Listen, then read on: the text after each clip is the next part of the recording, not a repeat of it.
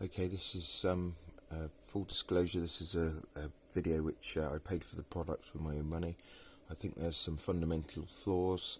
I wanted the Bluetooth controller, and basically any other alternative would have came out similar money from Amazon with a discount, with a metal case, which I've got a metal case one, so kind of took a chance. But I'm just a bit concerned that the reviews which are floating around on the internet, nobody seems to be pointing out the elephants in the room, and I'm a bit concerned that how can I put it, that they're not being totally honest, and certain ones I've seen would know that there was issues, and I'm just dubious to why they've not actually said it. So basically this is the Hcalory toolbox heater. On the face of it, it looks like a Pelican case, and you think, well, that might be good as it's purposely built. There's some glaringly obvious issues and questions that remain unanswered with this, so I thought I'd point out the things that I've spotted. Maybe someone's got an idea how to improve these things, or why they did it, or why they knew better than what the rest of the internet seems to know, but we'll go on from there. So inside the heater, if we look down, the actual case, the hinge, I don't know if we can see this, possibly, or maybe not, is this is actually clipped on with a little peg, and it's screwed onto the main sort of chassis that runs through it. So opening and closing this forevermore is not going to be particularly durable, and they're actually suggesting that you can buy an alternative spare case without all the bits attached to it for about 60 quid. That makes me wonder how durable it would be if you kind of use it for the storage. The other thing that I find the elephant in the room with this is it's kind of sold as a portable, pack the items away and it'll be okay time and time again. I think the issue you're going to have with that is that, for instance, I thought that the bulkhead mount on the left hand side for the exhaust would be almost like the marine one, quite solid. It's just a thin stainless pipe, so it's going to be sort of fitted once, and then you're going to be out of luck. The other issue with it is that my particular one, the outlet was very, very tight coming out, which means that you have to be dead careful with the actual Jubilee clip on the outside, otherwise it's going to touch and heat the plastic up. I've, as you can see, the main fuel inlet to the heater with a white pipe at the bottom. The one I had basically had the green tube on it, and I don't think there's particularly anything wrong with using the green tube as a suction. It's just no good in the heat. And this one, I don't know if the camera will actually show this or not, but basically it's actually got a cut in it, and it started leaking with the heat.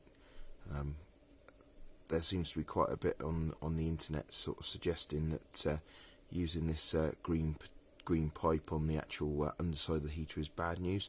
I think it's kind of okay for a suction hose. I think it's okay on the actual fuel tank, so it doesn't pull the fuel tank nipple with a rigid nylon, but I think it's a dead loss when it comes to actually using it with the near the heater exhaust inlet and on the body.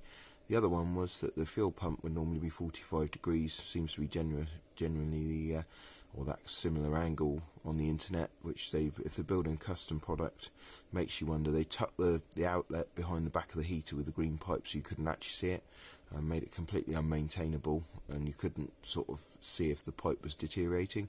So this is obviously, I've altered it round, and I've got it so you've got plenty of spare pipe on there, and you can actually trim it off or see if it's beginning to split the connections.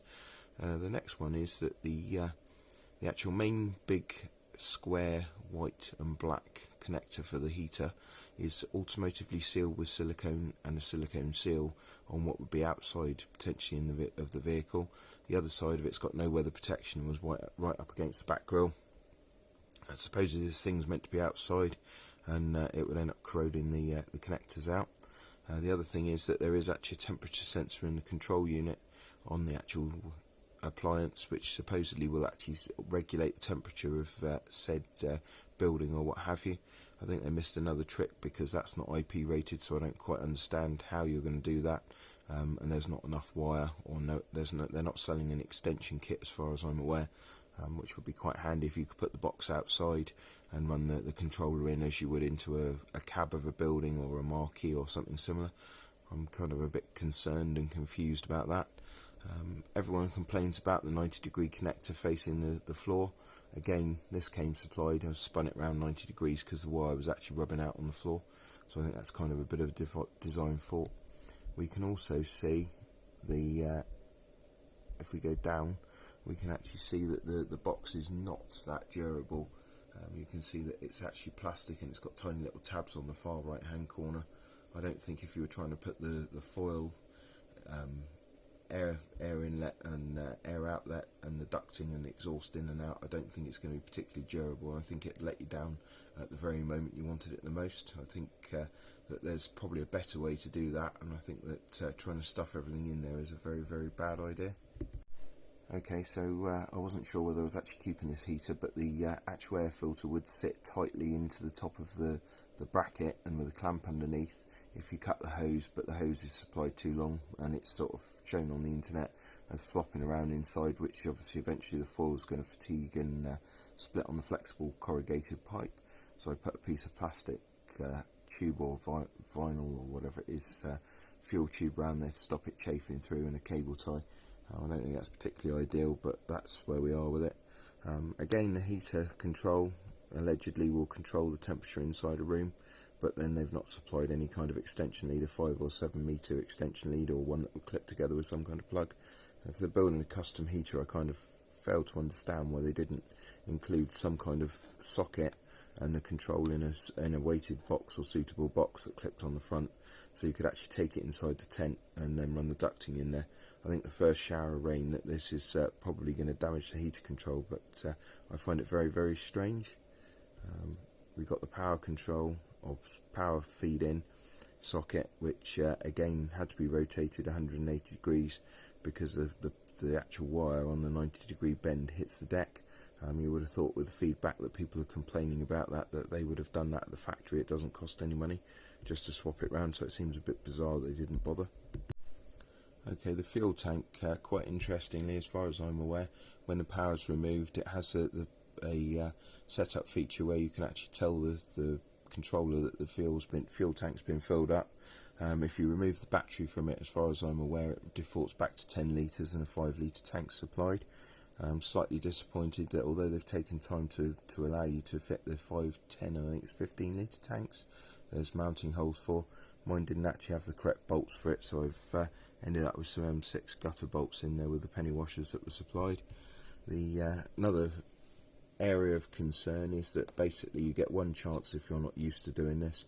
The actual thread size is 7.2mm, so a 7mm drill through it, and then what I did was actually screw the nipple in from outside to form a thread, fish it through with a piece of string. There's plenty of videos on that, and then actually tighten the nipple tight into the plastic first using a suitable tool without damaging the actual nipple, and then tighten the nut and hold the nipple and tighten the nut. I think that's why a lot of people get leaks.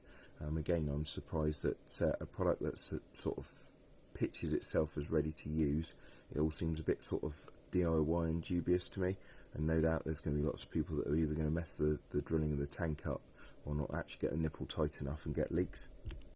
I'm not sure what they were thinking with the heater exhaust. As I say, basically there's no flap to stop the water going in. There's a hole because it's known for being used for a vapour drain when it's pointing down diagonally. I'm not too sure. I mean, what's all this about? I mean, you'd expect it to be some kind of drain or drain off tee or something. This really is that's eventually gonna go, and this is my main concern, is this actual fitting in here. What you'll find is that the actual pipe inside is actually quite a soft, flexible pipe, similar to the actual corrugated exhaust pipe.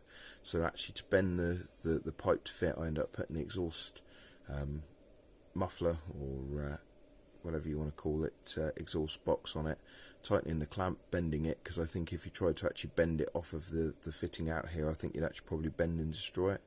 Again, absolutely no spare coming through, so the actual Jubilee clip is quite tight, and it's relying on the air gap round here to stop it melting the plastic. I think that's a bit of a design fault and should be further out, but there's no other way to do anything with it. So it is what it is, but not overly impressed.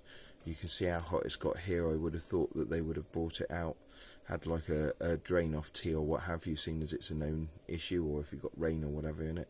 Unfortunately, they don't seem to have done that. Maybe they know something more than the rest of the internet, but who knows. Another couple of points, the Luca or spade connectors on the right hand side.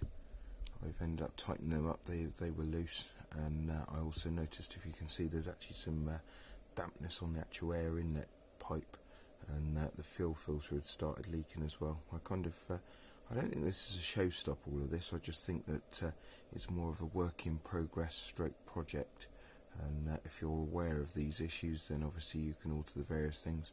I've got another Vior, I think it is, brand Chinese diesel heater, and I ripped all the pipe work off of that, put nylon on, and proper fuel pipes and a filter and what have you, and it's been very good. So I don't think there's anything wrong with the core components, it's just the execution of the situation is less than wonderful. But if you're aware of what you're buying into, I think you're not sort of paying much more money to get just the heater and the actual Bluetooth controller.